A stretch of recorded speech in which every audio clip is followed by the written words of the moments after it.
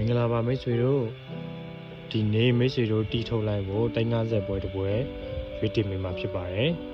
သုံးသက်ချက်ကိုကျွန်တော်တို့ခုပဲစလိုက်ကြရအောင်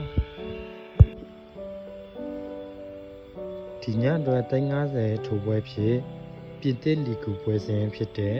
PSG Rennes ပွဲကိုသုံးသက်ရွေးချယ်ပေးကြပါတယ်ဒီညမှာ PSG က Rennes ကိုနှလုံး80နိုင်ဆိုပြီးတော့စေကြောပေးထားပါတယ်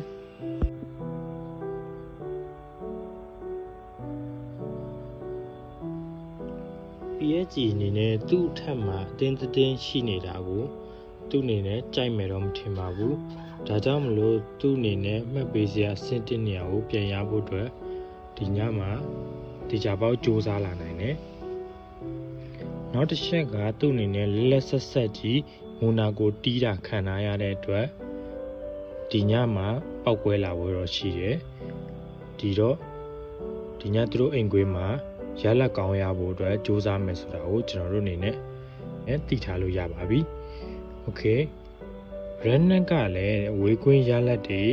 လက်ရှိမှာကောင်းနေတယ်။တို့ပေမဲ့သူနဲ့တွေ့ထားတဲ့အသင်းတွေကရှာတိတ်အသင်းတွေဖြစ်လို့သူ့ရဲ့ရှေ့စွမ်းကိုကျွန်တော်တို့ယုံလို့တော့မရသေးတဲ့အနေထားပါ။ဆိုရရင် PSG ကလည်းကြမ်းပြနေတဲ့အသင်းတွေကိုမှ PSG ကတကယ်တီးချင်တာဆိုတော့Rennes ကလည်းလက်ရှိမှာရက်လက်တွေကြမ်းပြနေတဲ့အသင်းဆိုတော့ PSG အနေနဲ့သူ့ကွင်းမှာအထာထားမယ်တော့မထင်ဘူး PSG အနေနဲ့တေချာပေါက်သူ့ကွင်းမှာ Rennes ကိုတီးထုတ်သွားမယ်လို့ယူဆပါတယ်နော်ကြီးတန်းရလဲ Rennes လို့လက်ရှိရက်လက်ကောင်းနေတဲ့အသင်းကိုနှလုံးပြတ်မှာ80ပဲစားရမယ်ဆိုတဲ့ဈေးတန်းအရဖြစ်တဲ့အနေအထားမှာရှိတယ်ရှေ့စွမ်းရလည်းအိမ်ကွင်းမှာကိုပြက်တွေတီးနိုင်တယ် PSG ကိုယုံလို့ရတယ်ကြီးအောင်တင်လာဆိုတော့လည်းပြီးခဲ့တဲ့ပွဲမှာမိုနာကိုရဲ့တီးတာကိုခံရတဲ့အတွက် PSG တို့ဒီညမှာပြန်တီးမယ်လို့တော့ယုံကြည်ပါတယ်နောက်တစ်ချက်က PSG အနေနဲ့ Champions League ကန်ရတော့မဲ့ပွဲမတိုင်ခင်မှာဆိုရင်သူအနေနဲ့အိမ်ကွင်းမှာ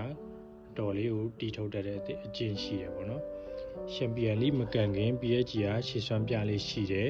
ဒီချက်ကိုကျွန်တော်ကြိုက်ပါတယ်ဒါကြောင့်မလို့ဒီညသူတို့ကွင်းမှာ Rennes ကိုပြတ်တီးသွားမယ်လို့ယုံကြည်ပါတယ်ဒါကြောင့်ဒီညအတွက်350ထိုးပွဲဖြစ် PSG ကိုယုံကြည်စွာနဲ့ရွေးပါမယ်နော်မိတ်ဆွေတို့ကဲမိတ်ဆွေတို့အားလုံးလည်းဆင်ပြေကြပါစေကြည့်ရှုပေးတဲ့တယောက်ချင်းစီတိုင်းကိုကျေးဇူးတင်ပါတယ်ခင်ဗျာကျွန်တော်ရဲ့သုံးသက်ချက်ဗီဒီယိုတွေကိုကြိုက်နေတဲ့ရင်တော့အသေးလေးနှိပ်ခဲ့ပေးပါ